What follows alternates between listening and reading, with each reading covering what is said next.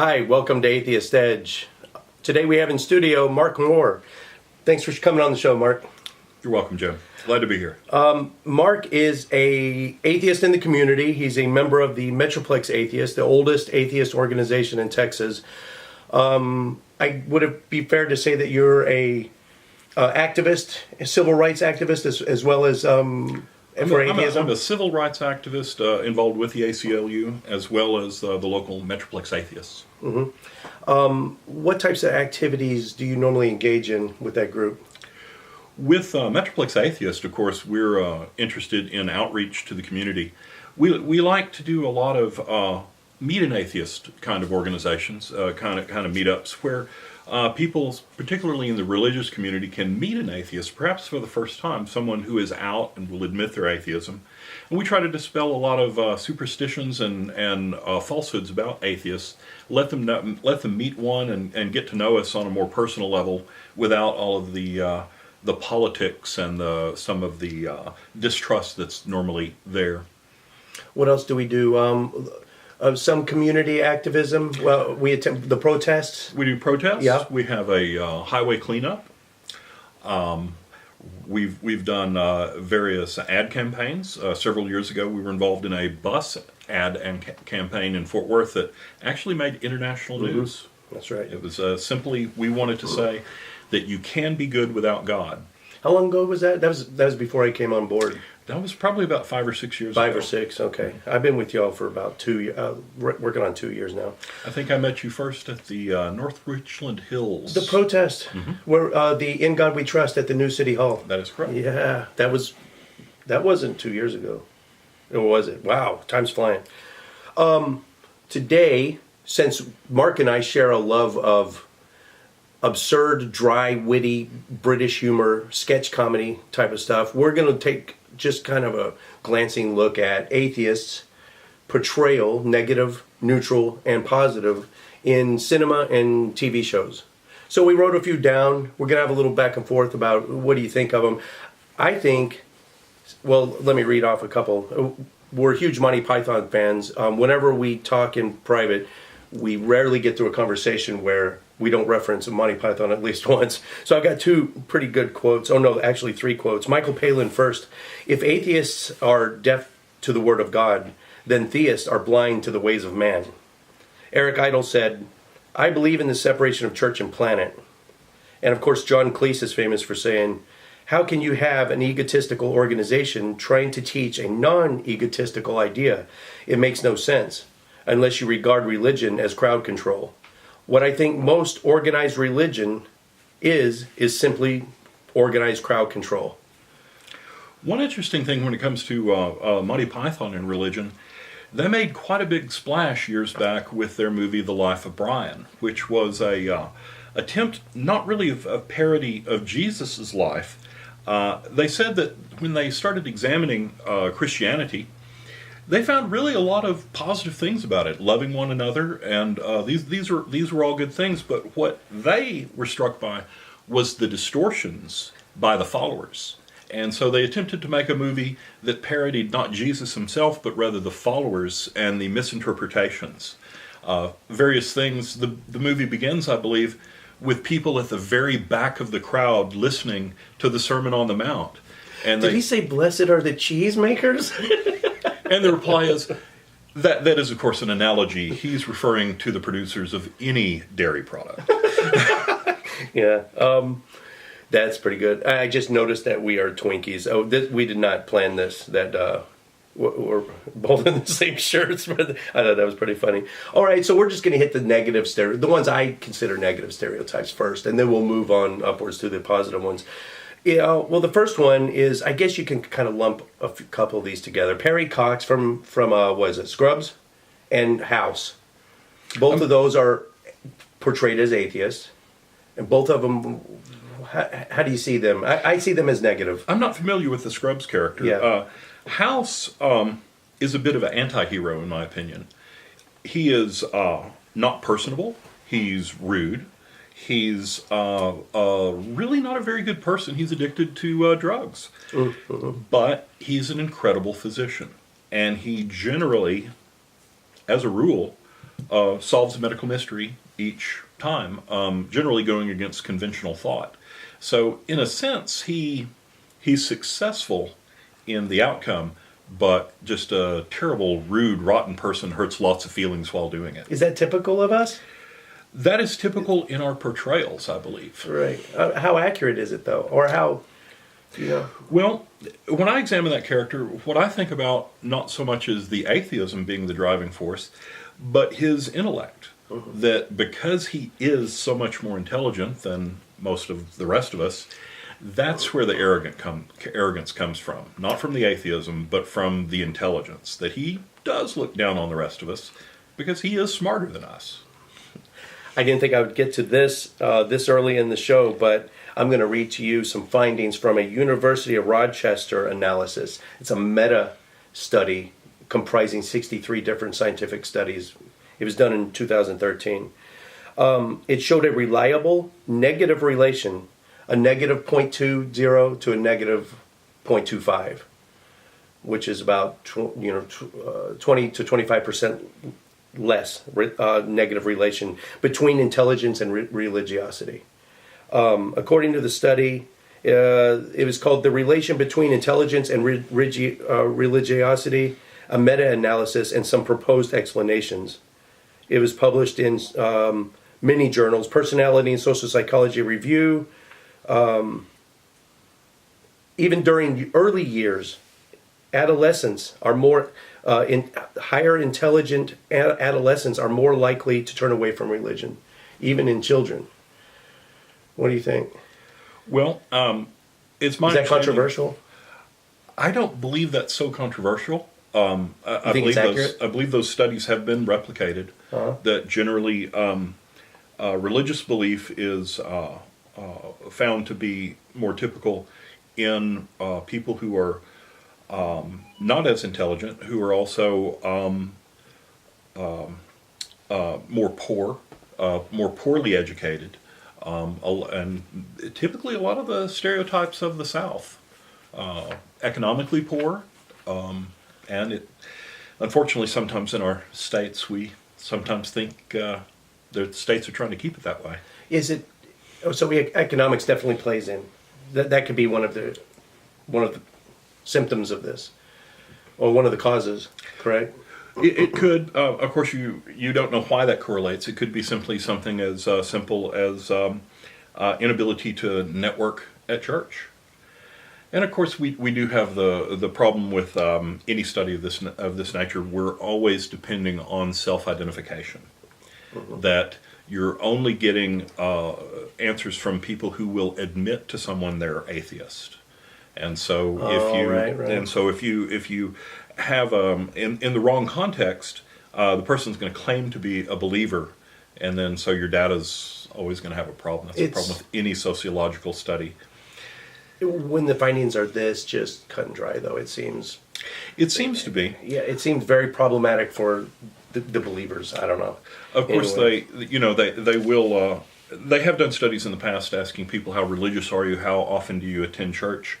And then when you go count the cars in the parking lot on Sundays, they're not really attending. Good point.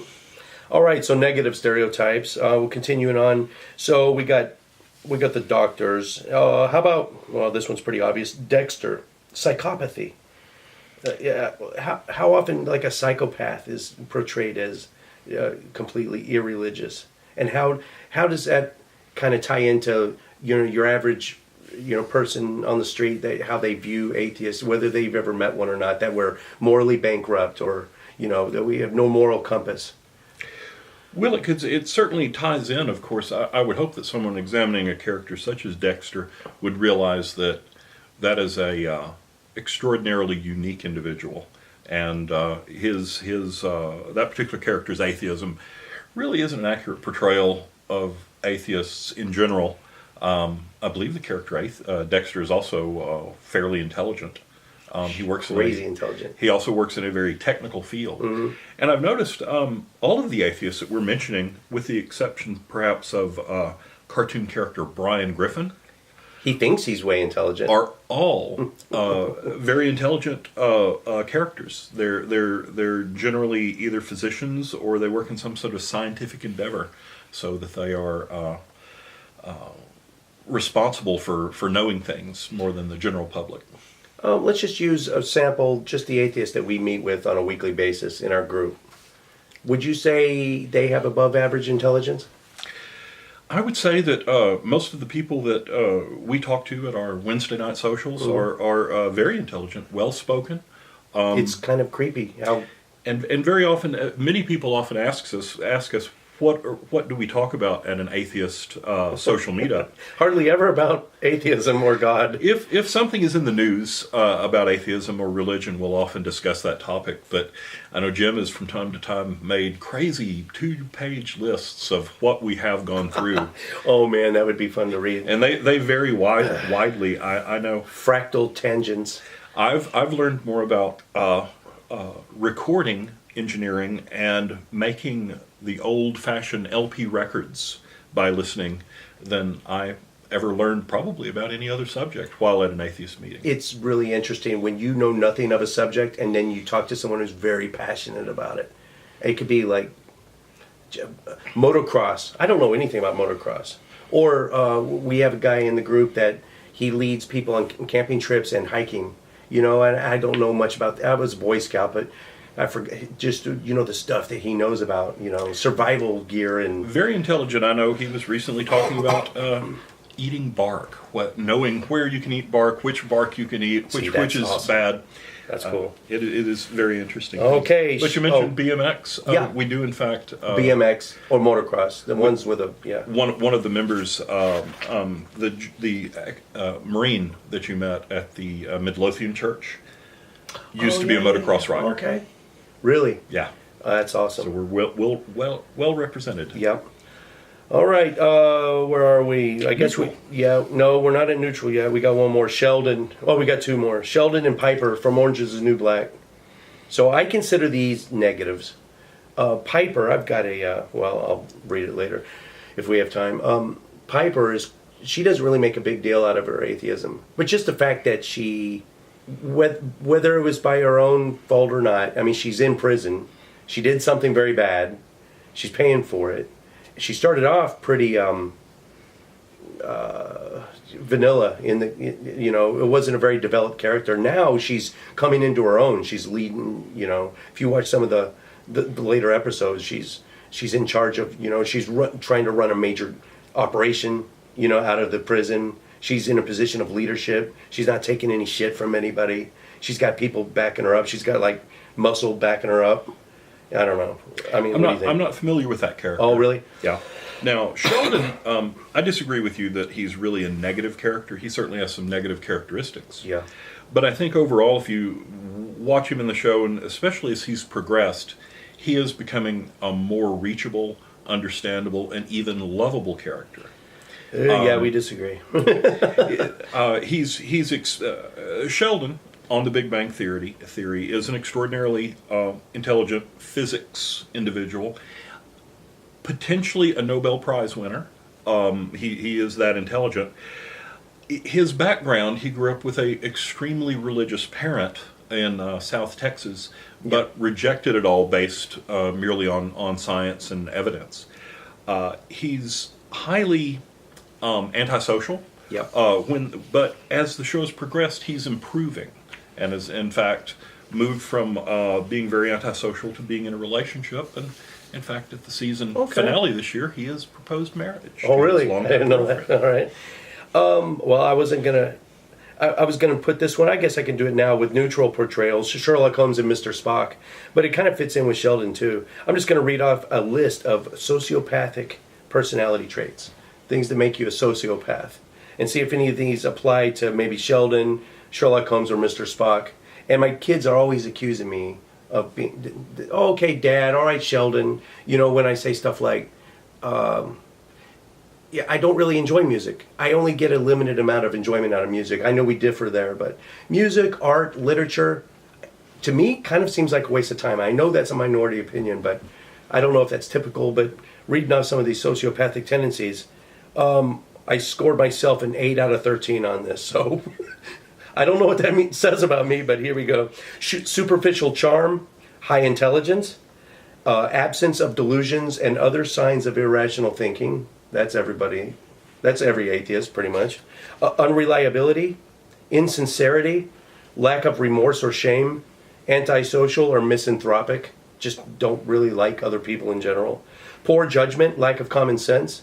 My wife is constantly telling me, you're so intelligent, you know, common sense is that it's diametrically opposed.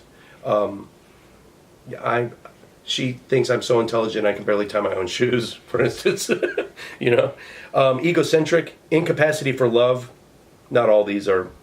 Uninviting behavior when drinking alcohol, and just thinking sex is trivial. Cold, impersonal, drawn to deep strategy games. So I was a competitive chess player for several years. Deep strategy sports, deep strategy games. Any of these jump out at you? Well, I did want to comment on one, absence of delusions. Yep. We often joke within our atheist meetup community that we periodically do get someone we call Flake of the Week. Sometimes you do find atheists who have lived in virtual isolation for most of their life, who believe if you're atheist, then everything you think is perfectly rational and logic-based, who will come to one of our meetings with some sort of far-fetched idea about mathematics or existence, and will assume that everyone else at the table believes exactly as them. Because since we don't have any irrational false data given, you know, to input and promote our thinking, they'll believe falsely that we must believe everything that they do. And it's often very shocking for them. And in many cases, the people who are like this, we find they don't attend again. They are very disappointed to discover that not everyone believes Marxist-Leninism or perhaps believes extreme libertarianism just like they do, and they'll not want to. We have more than a couple that express their support for libertarianism, and I didn't know a lot about it. And that's another thing. Listening to them, I mean, being exposed to ideas that you may or may not even have any clue about. That's another reason I really enjoy the group. But you did mention something about, you know, they usually come from an introverted type of situation, and this might be so. As far as portrayals in TV and movies, is that an accurate portrayal that maybe atheists are more introverted than the rest of society? When I think about most of the characters we've mentioned here, once again with the exception of Brian Griffin, it does seem that they've chosen to isolate themselves in many ways. Yeah. That it may be a sort of dissatisfaction with the general population, and so they don't find the general population of value to discuss things with, or it could even be that the values are so antithetical to their beliefs that they choose not to engage. Wow. Yeah. That's good, man. I didn't even think of it that way. Well, Sheldon would be one example. He doesn't see a lot of value in talking to you because he's much more intelligent than you, and there's nothing you can really contribute. As much as I hate to admit it, I kind of relate to that in a way. I'm not misanthropic, but I can kind of see where people come from that think that. All right, so as long as we've been talking about Brian Griffin, of course, that character, Seth MacFarlane, is it? I believe it is. This is from Family Guy. Family Guy. Mm-hmm. Brian Griffin is basically, because it's Seth MacFarlane's unadulterated voice. It's his regular voice. It's why he prefers to do voiceovers for Brian Griffin instead of Stewie or Peter, because he actually has to put on a fake voice for those. So Brian, he's actually said in interviews that this is most closely, a representation of how he really is in real life. So, I mean, he's a know-it-all. Brian Griffin, he's an egomaniac. He's self-centered. Alcoholic. I don't know how common that is with the atheist community. Not nearly as interesting as he thinks he is. You know, he wrote that book, Something Faster Than the Speed of Love, and it didn't sell at all. So, I don't know. He is, though, probably a special case. Yeah. Being a cartoon character and being a not merely a comedy, but what would you say, a rather extreme comedy with short tangents. The television show could have a short tangent of some sort of behavior, some sort of story that some of the characters are engaged in. Yeah. That is pure fantasy that does not even exist within the cartoon world. So just sort of a small vignette, then return to the regular story. So it is a it's a cartoon, but the character himself, he's got a definite personality. He drives a hybrid. He's always condescending. You know, if so you drive a gas guzzler. You know, he's always looking down his nose at people that just don't think like him. I don't know how. It is interesting though that although he does portray himself as very intelligent, virtually all of the other characters in the show don't regard him as intelligent. No, that's true. He is considered to be probably less intelligent than Norm. Especially, I mean, he might go on and on at length about how intelligent he is, and then all of a sudden someone's got a ball. Oh, you want the ball? Go get the ball. And then immediately, you know, or it's something very dog-like, you know, will chime in, and you realize, okay, he's not as smart as he thinks he is. What else we got? Do you watch Futurama at all? No. Yeah, me either. Professor Farnsworth, I'll just quote this.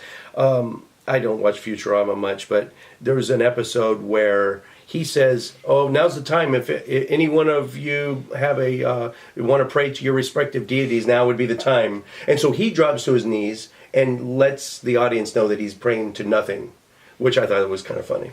Once again, a cartoon character, Yeah. so much Yeah. easier. Yeah. I am struck by, and I do wonder if this perhaps is the first atheist character, openly atheist, shown on television, and that is All in the Family, Michael the Meathead.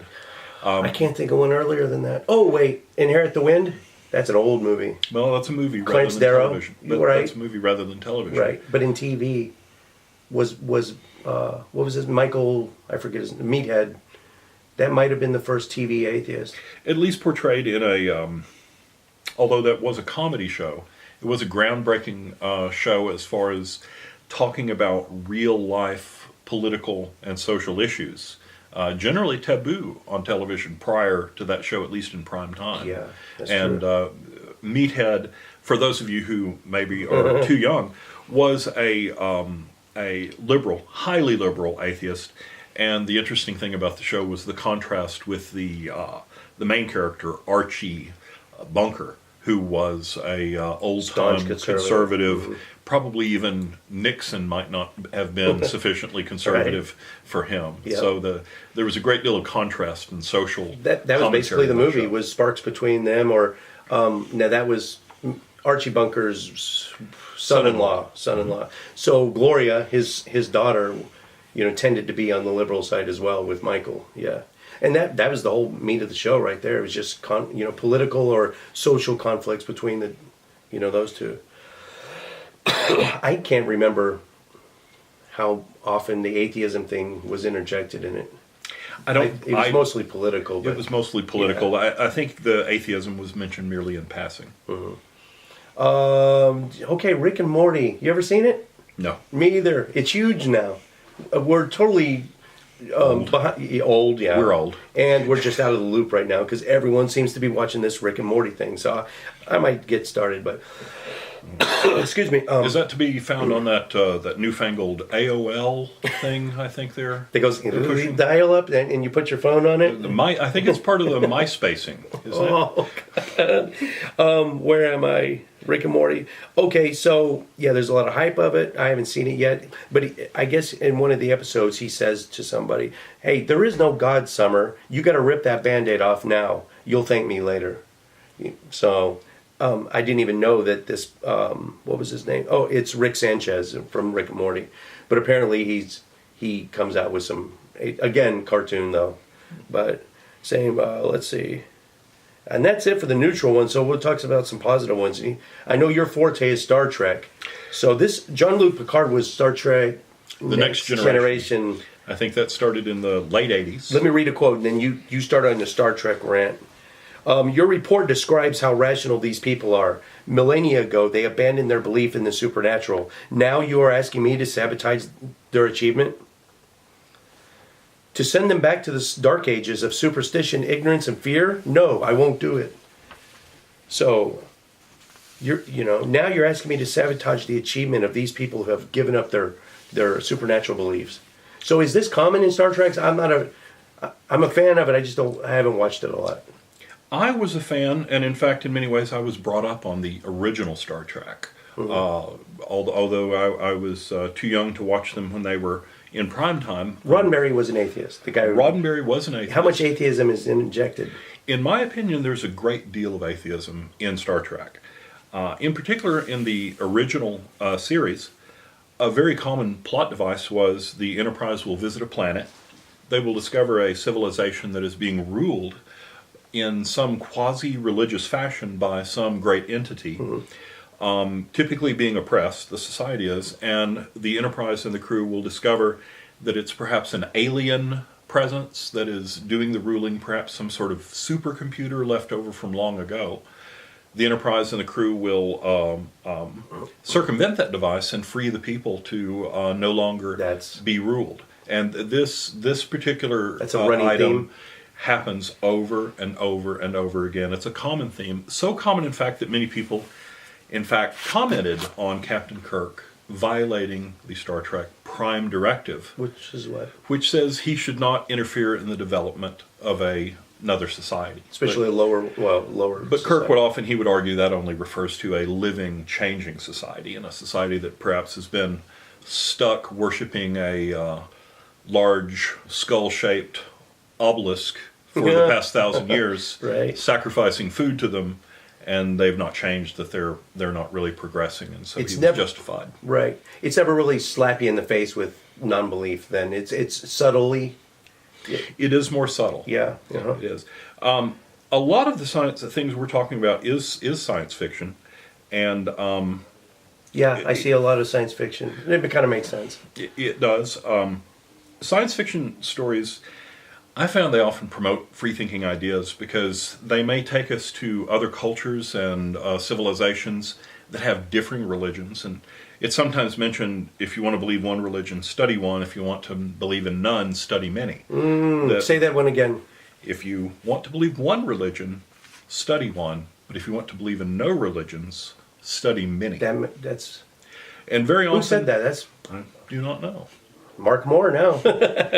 All right. But you will find many similarities in your religion to others, and you'll also notice the differences. And when examining why they believe what they believe, you'll often discover, well, I believe these things, the things I believe, for very similar reasons. And it can help you to discover that perhaps there are many beliefs for many reasons, and perhaps yours is not as justified as you thought it was. Another thing science fiction does, besides just exposing us to these different civilizations, is they may show our own society in the far future, 1,000 years from now, 2,000, 3,000, maybe 10,000 years from now. And we may see the world's popular religions of today, but we will see how they have evolved. Or gone extinct. Gone extinct, or perhaps even devolved. Yeah. But they will have differing beliefs, but still call themselves the same, and this might promote a believer to examine their own religion and discover, gee, in the year 1000 we believed radically different things than we believe today, even within the same religion.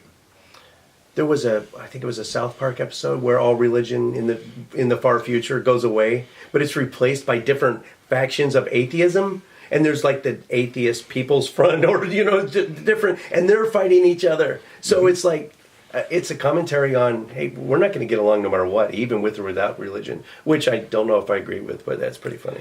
Well, we might.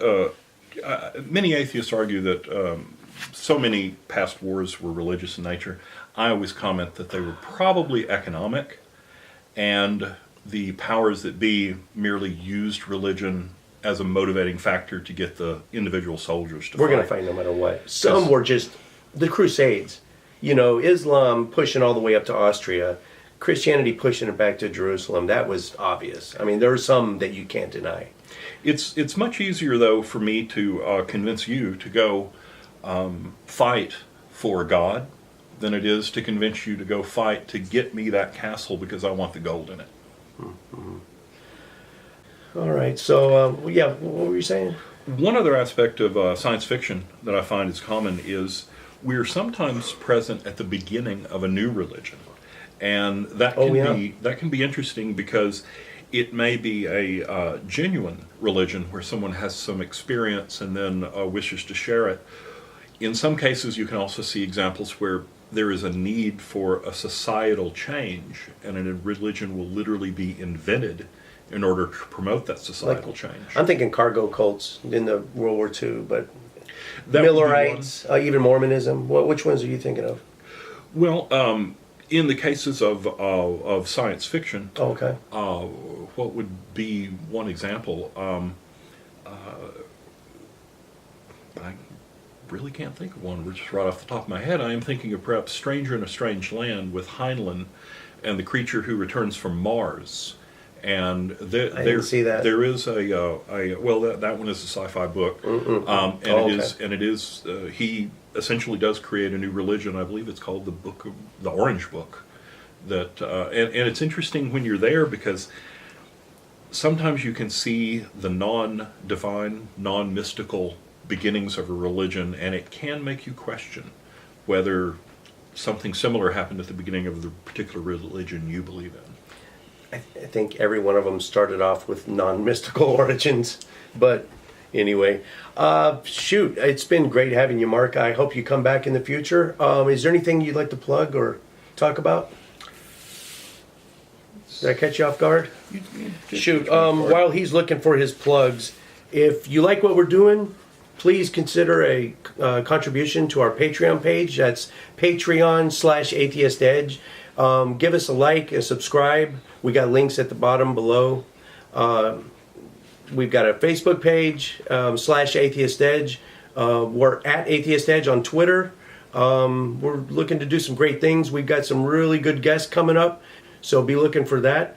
Locally, Metroplex Atheists is active in the Dallas-Fort Worth area. We have been for, I think, at least 15 years I've been involved.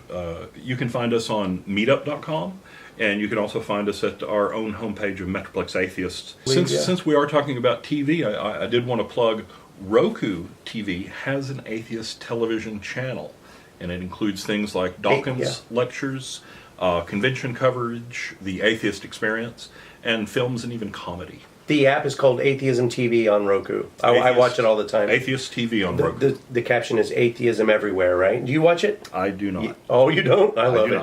I love it. There's so much good stuff on there. But I don't have that. I don't have access. Again, hey, thanks for coming out, Mark. Thank you, Joe. Hope to see you again soon. Bye-bye. Bye.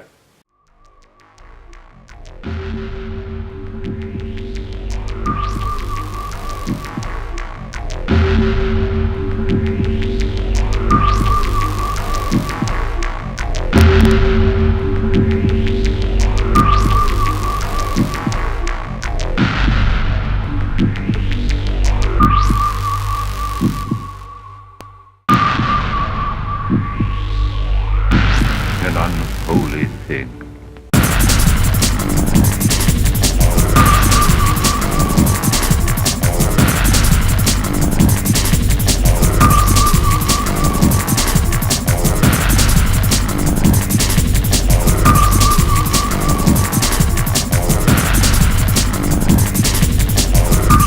An unholy thing.